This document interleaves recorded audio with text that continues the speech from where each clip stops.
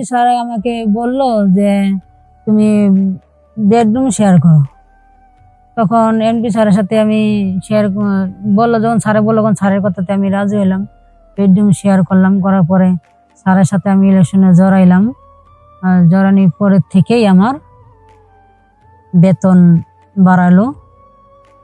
বেতন বাড়ালো, যে টাকা বেতন বাড়ালো তখন থেকে আমি স্যারের সাথে যে টাকা বেতন বাড়াচ্ছে মোটামুটি একটু দিক দিয়ে ভালো একটু চলে এখন। এমনি সাহেব কি বললো পরে? এমনি স্যার বললো যে আমার সাথে তুমি ইলেকশনে জড়াও, আমি তোমাকে বেতন বাড়িয়ে দিব। বেতন বেতন তারপর কি করলা? বেতন বাড়ানোর পরে বেতন বাড়ানোর পরে থেকেই তো বেতন বাড়ানোর পরে থেকে আর কি করলাম, বেতন বাড়ানোর পর থেকেই তো স্যারের সাথে তো ইলেকশনে জড়ালাম। বেতন বাড়লো মোটামুটি, আমার প্রায় ভালোই বেতন বাড়াইছে। তুমি ভালোভাবে চলতে পারতেছো, ফিরতে পারতেছো? হ্যাঁ, আমি ভালোভাবে চলতেছি ফিরতেছি, যে টাকা বেতন বাড়াইছে ভালোভাবে চলতে ফিরতে পারতেছি। অন্য আর কোনো নাই। প্রিয় ভিউয়ার্স, আশা করি আপনারা সবাই ভালো আছেন, সুস্থ থাকবেন, ভালো থাকবেন, এটাই প্রত্যাশা। আমি এসেছি সুদূর গাইবান্ধা থেকে গাজীপুর জেলায়। আমি এসেছি রিক্তার বাড়িতে তার জীবনের কাহিনী শোনার জন্য। রিক্তা, তুমি বলো তোমার জীবনের কাহিনী। হ্যালো ভিউয়ার্স, আমার নাম ইক্তা। আমার জীবনে যা ঘটছে সেগুলো আপনাদের মাঝে তুলে ধরছি। আমি বিশ্ববিদ্যালয় থেকে লেখাপড়া শেষ করে আমি এক অফিসে অ্যাডমিন অফিসার হিসেবে চাকরি নিলাম। তারপরে বেতন এক অফিসে অ্যাডমিন স্যার হিসেবে চাকরি নিলাম। তারপর দেখি যে টাকা আমি বেতন পাই সেটা দিয়ে চলে না। বছরে একবার বেতন বাড়ে 1000 টাকা। তারপর বছরে অনেক টাকাই খরচ হয়ে যায়। যে টাকা বেতন পাই সেটা দিয়ে আমার চলে না, কষ্ট হয়ে যায়। সবারই প্রতি বছরে বেতন বাড়ে, কিন্তু আমার বেতনটা বাড়ে না। তারপরে আমি এক মাথায় বুদ্ধি করে একটা কাজ করলাম যে অ্যাডমিন স্যার সাথে আমি ইলেকশনে জড়াইলাম। ইলেকশনে জড়ানোর পর এমডি স্যারে আমাকে বেডরুম নেওয়ার জন্য কথা বললো। তখন এমডি স্যারের সাথে আমি বেডরুমে জড়াইলাম। এমডি সাহেব তোমাকে কি বলে? এমডি স্যার আমাকে বললো যে তুমি বেডরুম শেয়ার করো। তখন এমডি স্যারের সাথে আমি যখন স্যারে বললো তখন স্যারের কথাতে আমি রাজি হলাম। বেডরুম শেয়ার করলাম, করার পরে স্যারের সাথে আমি ইলেকশনে জড়াইলাম।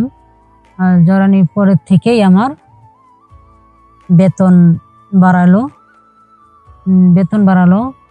যে টাকা বেতন বাড়ালো তখন থেকে আমি স্যারের সাথে যে টাকা বেতন বাড়াচ্ছে মোটামুটি একটু দিক দিয়ে ভালো একটু চলে এখন। এমনি সাহেব কি বললো পরে? এমনি স্যার বললো যে আমার সাথে তুমি ইলেকশনে জড়াও, আমি তোমাকে বেতন বাড়িয়ে দেবো। তারপর কি করলা? বেতন বাড়ানোর পরে বেতন বাড়ানোর পরে থেকেই তো বেতন বাড়ানোর পরে থেকে আর কি করলাম, বেতন বাড়ানোর পর থেকেই তো স্যারের সাথে তো ইলেকশনে জড়ালাম। বেতন বাড়লো মোটামুটি, আমার প্রায় ভালোই বেতন বাড়াইছে। তুমি ভালোভাবে চলতে পারতেছো, ফিরতে পারতেছো? হ্যাঁ, আমি ভালোভাবে চলতেছি ফিরতেছি, যে টাকা বেতন বাড়াইছে ভালোভাবে চলতে ফিরতে পারতেছি। অন্য আর কোনো নাই। তাই যারা চাকরি করে অফিসে বা আমাদের মতো বোনদেরকে আমি বলতেছি যে চাকরি করো, ভালো কথা, কিন্তু যে টাকা বেতন পাও কম টাকা বেতনে যথেষ্ট, যে টাকা বেতন পাও এই টাকায় যথেষ্ট। তুমি আমার মতন কেউ এমনি স্যারদের সাথে ইলেকশনে জড়িও না যে ইলেকশন করে তার বেতন বাড়াইতে হয়, এরকম ভুল কেউ করো না। এরকম ভুল কেউ করো না, আমার মতন কেউ ভুল করো না। যে আমি যে ভুলটা করেছি, যে শরীরের সবকিছু বিক্রি করে দিয়ে এমপি স্যারেদের সাথে যে তোমাদের বেতন বাড়াইতে হবে, সেই ভুল কখনো করো না। তোমাদের যতটুকু বেতন আছে সেটুকু নিয়ে সন্তুষ্ট থাকো, ভালো থাকো, সেটুকু নিয়ে যথেষ্ট থাকো, ভালো থাকো। এবং যারা আমার মতন বোন যারা চাকরি করো, তারা কখনো এই ভুল করো না। তোমাদের কাছে এটি আমার অনুরোধ রইল, শরীরে সবকিছু বিক্রি করে দিয়ে ফার্মেসি বড় বড় স্যারদের সাথে বেতন বাড়ানোর জন্য এরকম কোনো ভুল করো না। আমি যে ভুলটা করেছি সেই ভুলটাও আর অন্য কোনো বোনেরা করো না। তোমাদের কাছে এটি আমার অনুরোধ।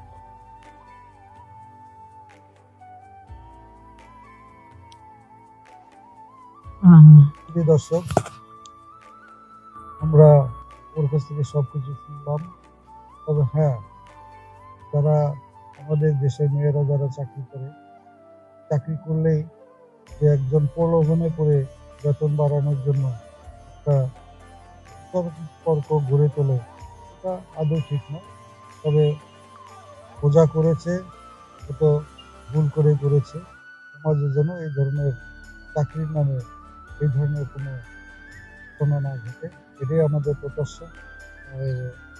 আপনাদের সুস্বাস্থ্য কামনা করে আজকের মতো বিদায় নিচ্ছি। পরে অন্য কোনো নতুন জায়গায় আপনাদের সাথে আমার দেখা হবে।